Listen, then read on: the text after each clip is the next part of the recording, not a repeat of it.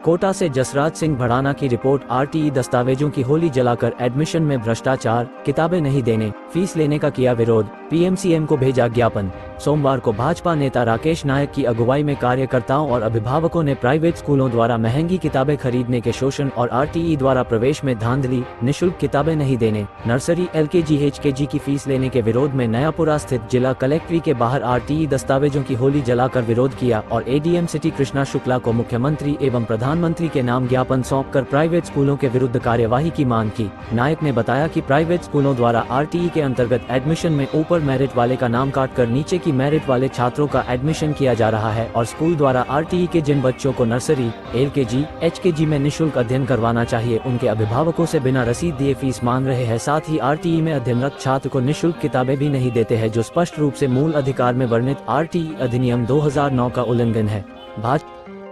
उन बच्चों से नर्सरी की एलकेजी की एचकेजी की फीस ली जा रही है। आरटीई के अंदर प्रावधान है कि बच्चों को निःशुल्क किताबें मिलनी चाहिए, लेकिन कोई भी प्राइवेट स्कूल बच्चों को फ्री में किताबें नहीं दे रहा है। आरटीई के अंदर जिसका नंबर ऊपर 11वें नंबर पर होता है उस छात्र का नाम काट दिया जाता है और 43वें नंबर के छात्र का एडमिशन कर लिया जाता है। पैसे लेकर दान की जाती है। यह आरटीई कानून बिल्कुल धोखा साबित हो रहा है, प्रशासन आंख मूंदे बैठा है। इसीलिए आज इस आरटीई कानून के यहाँ पर होली जलाकर विरोध किया जा रहा है। शिक्षा के दलालों को,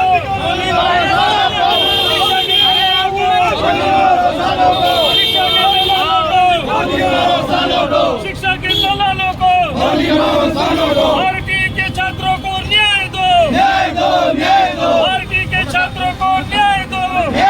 गरीब बच्चों को प्राइवेट स्कूलों में शिक्षा देने के लिए आरटीई अधिनियम लागू कर रखा है, लेकिन प्राइवेट स्कूल वाले इसकी लीपापोती कर रहे हैं और अभिभावकों का आर्थिक शोषण कर रहे हैं। कानूनों के अनुसार ये होना चाहिए कि जितनी नामांकन संख्या स्कूल में होती है उसका 25% उनको आरटीई में लेना पड़ता है, लेकिन स्कूल वाले वास्तविक नामांकन संख्या छिपा लेते हैं। जैसे अगर 100 छात्र हैं तो 25 ही बताते हैं ताकि उन्हें कम से कम आरटीई के छात्रों को पढ़ाना पड़े।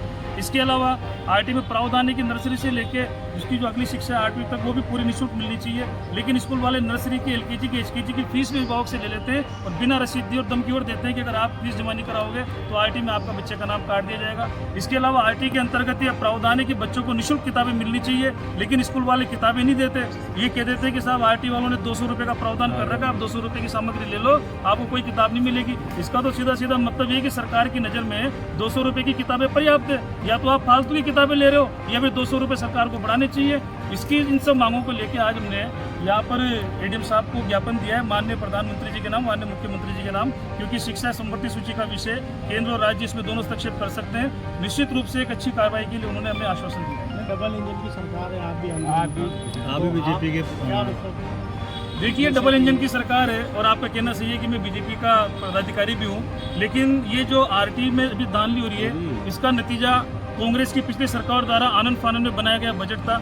कांग्रेस की पिछली सरकार ने आनंद फानन में बजट बनाया, आरटीई को 12वीं तक कर दिया, लेकिन कोई आधारभूत संरचना उन्होंने डेवलप नहीं की। उन्होंने ये नहीं सोचा कि 200 रुपये की किताबों से क्या होगा। कांग्रेस सरकार को पिछले कार्यकाल में चाहिए था कि नियमों को अच्छा बनाते और 200 रुपये के बजाय 2000 रुपये तक बच्चों की किताबों को ले जाते तो अभिभावकों का शोषण भी नहीं होता। और हमारी सरकार बनी है निश्चित रूप से, इसीलिए हमने